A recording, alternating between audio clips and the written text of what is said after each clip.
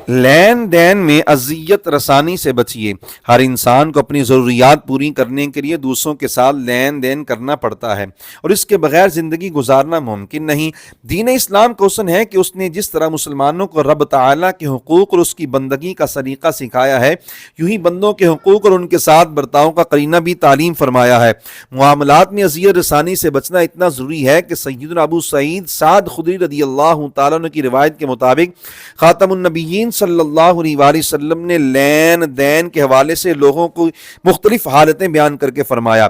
الا وخیرہم الحسن القضاء الحسن الطلب، یعنی سنو، لوگوں میں بہترین شخص وہ ہے جس نے دوسرے کا حق دینا ہو تو اچھے طریقے سے ادا کرے اور دوسرے سے اپنا حق لینا ہو تو عمدہ طریقے سے مطالبہ کرے۔ الا وشرہم سیء القضاء سیء الطلب، خبردار، لوگوں میں بدترین وہ ہے جس نے دوسرے کا حق دینا ہو تو برے طریقے سے ادا کرے اور کسی سے اپنا حق لینا ہو تو ناروا طریقے سے مطالبہ کرے۔ لمحہ فکریہ، اگر ہم اپنے طریقہ کار پر غور کریں تو اندازہ ہوگا کہ بہت مرتبہ ہم لین دین میں دوسروں کو بیجا تکلیف دیتے ہیں اور یہ اس قدر عام ہے کہ احساس بھی نہیں ہوتا۔ مثلا نمبر 1،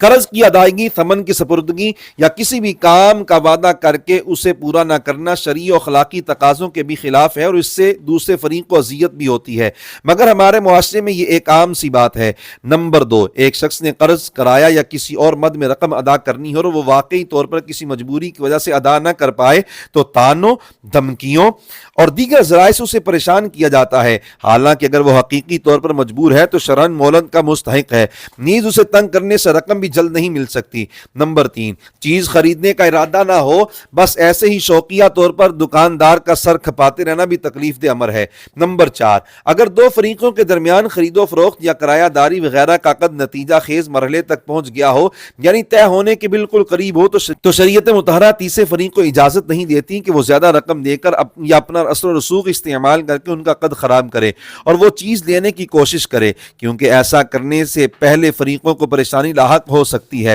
مگر ہمارے لیے شاید یہ مسئلہ نیا ہو کیونکہ اذیت رسانی کی یہ صورت آئے روز اپنی آنکھوں سے دیکھتے ہیں۔ نمبر 4، لڑکے اور لڑکی والوں کے درمیان نکاح کی بات چیت نتیجہ خیز مرحلے تک پہنچ چکی ہو تو شرعی طور پر تیسرے فریق کو ٹانگ اٹکانے کی اجازت نہیں تاکہ دونوں خاندانوں کے لیے آزار کا سبب نہ ہو، مگر معاشرے میں یہ صورت بھی معمول بنتی جا رہی ہے۔ لوگوں کی ایک بڑی تعداد ایسی ہے جو لین دین میں پورا حق نہیں دیتی، مختلف طریقوں سے دوسروں کے حق میں کمی کرتی ہے، جیسے ناپ تول میں ڈنڈی مارنا، اچھی چیز کے پیسے لے کر گھٹیا چیز فراہم کرنا یا بیچنے والے کرایہ پر دینے والے کو پوری رقم نہ دینا۔ ان سب صورتوں میں جب حق والے کو اس بددیانتی کا پتہ چلتا ہے تو اس کی سخت دل آزاری ہوتی ہے، یوں انسان دھوکہ دینے کے ساتھ ساتھ بیجا دل دکھانے کا گناہ کبیرہ بھی اپنے سر لیتا ہے۔ نمبر 6، تاجر حضرات گاہک کو مطمئن کرنے کے لیے جھوٹی قسم اٹھانے سے گریز نہیں کرتے، حالانکہ اس سے جہاں دوسرے مسلمانوں کو تکلیف ہوتی ہے وہاں کاروبار والے کے کام سے برکت کا بھی خاتمہ ہو جاتا ہے۔ معاملات درست نہ کرنے والوں کا اشر، معاملات میں مسلمانوں کو اذیت و تکلیف پہنچانے کا انجام اس قدر برا ہے کہ سلطان اسلام سیدنا امیر معاویہ رضی اللہ تعالیٰ عنہ نے سیدنا عبد الرحمن بن شبل رضی اللہ عنہ کو لکھ بھیجا کہ آپ نے سرکار دو عالم صلی اللہ علیہ وسلم سے جو مبارک ارشادات سنے ہیں ان میں سے کچھ لوگوں کو سکھائیے۔ چنانچہ انہوں نے لوگوں کو جمع کر کے مختلف احادیث طیبات سنائیں، جن میں ایک یہ بھی تھی،